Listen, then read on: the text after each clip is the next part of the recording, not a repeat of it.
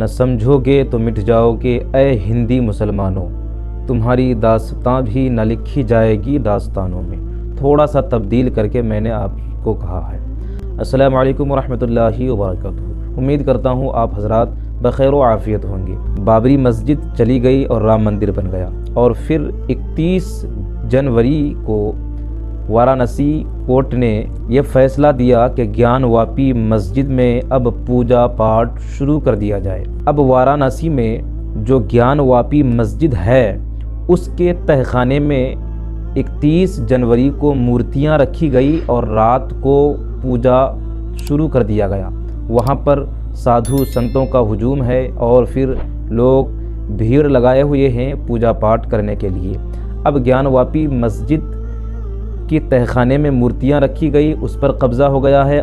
اب دھیرے دھیرے پھر پوری گیان واپی مسجد کو مندر میں تبدیل کر دیا جائے گا، اس لیے کہ ان لوگوں کی چال ہے، سوچی سمجھی سازشیں ہیں کہ ان کا مقصد ہی ہے کہ دھیرے دھیرے تمام مسجدوں کو اس میں مورتیاں رکھ کر اپنے قبضہ میں لے لینا، اور مسلمان خواب غفلت میں ہیں اور سو رہے ہیں۔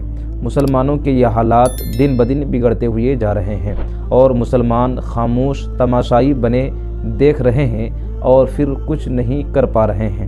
کچھ لوگ ہمت جٹا کر کے کچھ کرنا چاہتے ہیں تو پھر ان کا ساتھ دینے والا کوئی نہیں ہے۔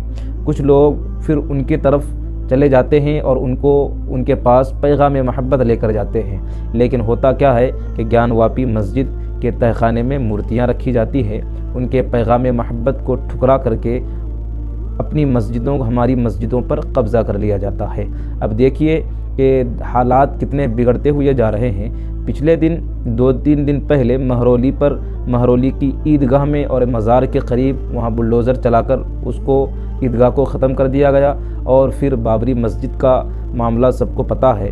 گیان واپی مسجد کے تہخانے میں مورتیاں رکھ کر پوجا پاٹ کرنے کی پرمیشن دے دی گئی وارانسی ہائی کورٹ کی طرف سے۔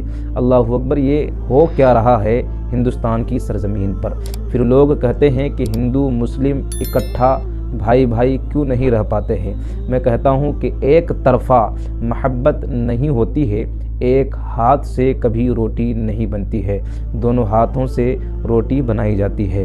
اور پھر مسلم سماج کے لوگ اگر پیغام محبت دیتے زندگی گزار دیں گے اور ان کی طرف سے یہ محبت ایکسیپٹ نہیں کیا جائے گا، تو پھر بتائیے کہ اس ہندوستان کی سرزمین میں اتحاد کیسے قائم ہوگا؟ جب اتحاد قائم نہیں ہو سکتا ہے تو پھر کورٹ سے کیسے امید کر سکتے ہیں؟ کورٹ پر اب بھروسہ نہیں ہے۔ اب دیکھیے کہ پورے ہندوستان میں ایک ماحول سا بن گیا ہے۔ اب گیان واپی مسجد کا معاملہ اٹھا ہے، اللہ خیر کرے کہ اس معاملے میں کچھ غلط نہ ہو، اللہ خیر کرے کہ اس معاملے میں کوئی فسادات نہ ہو، اللہ کرم فرمائے مسلمانوں پر، اللہ اپنی رحمتیں نازل فرمائے کہ مسلمان تمام فسادات سے محفوظ رہیں، اور اللہ ہندوستان کی تمام مسجدوں کی حفاظت عطا فرمائے۔ السلام علیکم ورحمۃ اللہ وبرکاتہ۔